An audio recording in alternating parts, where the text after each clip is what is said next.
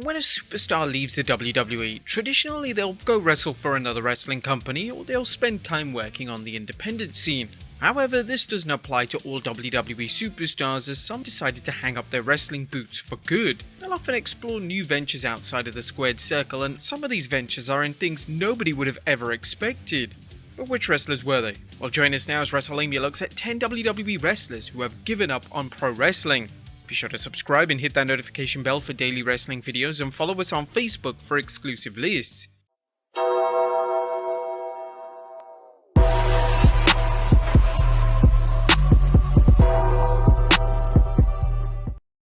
Number 10. Midian. Midian was well known for being a key part of the Undertaker's Ministry of Darkness stable during the Attitude Era.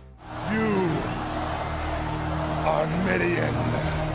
He was also a former tag team champion with Henry O. Godwin, but after that Midian was often presented in the lower mid-card, but this didn't mean that fans didn't have fond memories of his work. Midian would even win the European Championship in 1999, which was without question the biggest success of his singles career. Following his WWE departure, Midian worked briefly in the independent scenes and also made a one-night appearance in TNA in 2006. However, shortly after this, he retired from pro wrestling forever.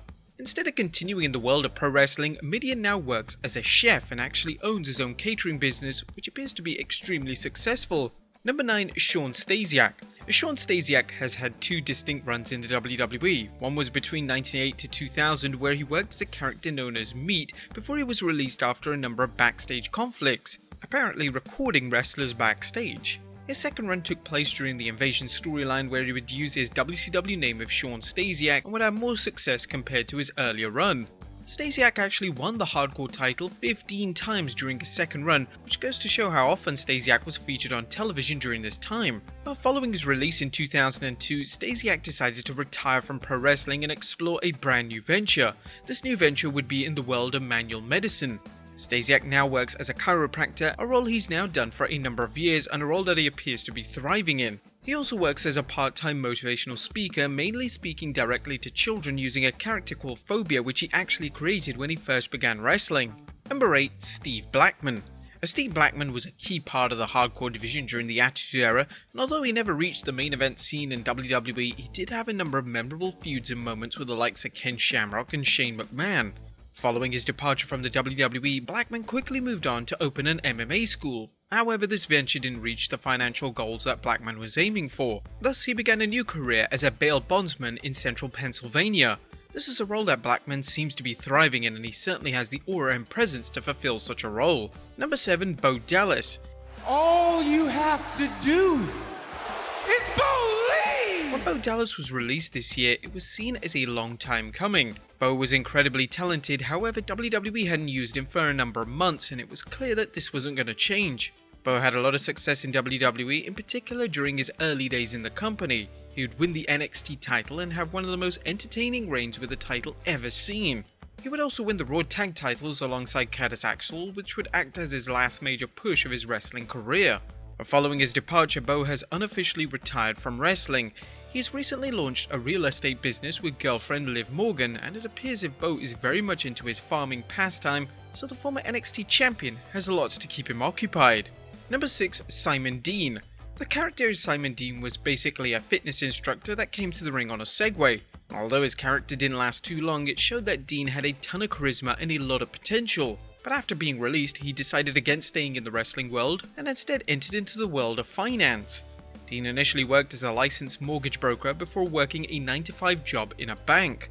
Speaking to WWE.com about his career, he would have this to say: "My day-to-day worries are different than in the wrestling business. Instead of worrying about whether I'm going to get hurt in the ring, I'm worried about what interest rates pay on a 5-year CD. It's rewarding. I change lives. Next to people's families, their money is the most important thing they have. It's my job to make sure they're being physically sound and that we're there for them." Number 5. Bull Buchanan.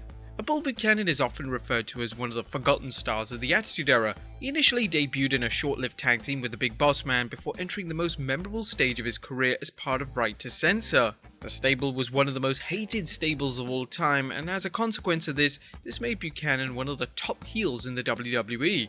During his time in the stable, Buchanan won the WWE Tag Team titles alongside the Good Father, and this would be his only title victory during his career. Once his time in the stable was over, Buchanan would move on to a partnership with future WWE champion John Cena before his release in 2003. Buchanan would spend the next few years wrestling in Japan and the independent scene before officially retiring from in-ring competition. Instead of having a peaceful retirement, Buchanan actually became a deputy sheriff. Obviously, he missed his days working alongside the big boss man. Number 4. Paul Burchill. The character that WWE fans mostly associate with Paul Burchill is his infamous pirate character that he had during his time on SmackDown during the Ruthless Aggression era. The character should have obtained great success, however it failed to connect with the WWE audience. Burchill will then have a number of other characters and storylines, including a bizarre storyline with his sister Katie Lee Burchill. Following his departure, Burchill began working as a firefighter, becoming a real-life superhero in the process. Discussing his career change with WWE.com, this is what Burchill had to say. "Firefighting suited my attributes of being physical, being able to use tools and getting to do cool stuff. When I interviewed for the fire department, I said I could live around many people. I had traveled with the same people, we shared rooms, went to the gym together, ate together, did everything together." Number 3. Christopher Nowinski. A promising career in the wrestling industry was sadly cut short for Nowinski after a number of serious concussions. Following his forced retirement from pro wrestling, Nowinski turned his attention to helping other concussion victims by launching the Concussion Legacy Foundation. The aim of his foundation is to help solve the ongoing concussion crisis in sport through medical research and education. Nowinski and his work have helped evolve how concussions are treated not just in WWE, but in other sports such as the NFL. Number 2. Vladimir Kozlov. Vladimir Kozlov at one stage was handpicked to be WWE's next big monster heel. Debuting on SmackDown in 2008, Kozlov quickly became a top star. It wasn't too long before Kozlov was wrestling the likes of Triple H, Jeff Hardy, and even The Undertaker. He would then spend his later WWE career in a popular tag team with Santino Marella before being released from the company. Following his release, Kozlov would explore other ventures and he would have great success in Hollywood. Since retiring from pro wrestling, Kozlov has appeared as a stuntman for movies such as Fast and Furious 6 and John Wick 2. Outside of this, Kozlov actually owns his own vodka brand, which is said to be extremely popular. And number 1. Spike Dudley. A former cruiserweight champion, Spike Dudley was involved in some incredibly memorable moments throughout his wrestling career. From his time in ECW to his time in WWE with Molly Holly, Spike was always beloved by wrestling fans. However, when he was released in 2005, Spike admitted he felt kinda lost, and after a short stint on the independent scene, he decided to hang up his wrestling boots for good. Spike now works as a financial planner, helping people of all ages with their finances. He revealed on WWE.com, "I'm helping people live a better life and take care of their families. It's beyond rewarding. A lot of guys have gone through what I've gone through. You're on top of the world making decent money, and then when that money stops, what do? You hear stories all the time of athletes that make billions being broke. I want to become an educator to show people there are ways to plan for the future." Well, there you have it, guys. 10 WWE wrestlers who have given up on pro wrestling.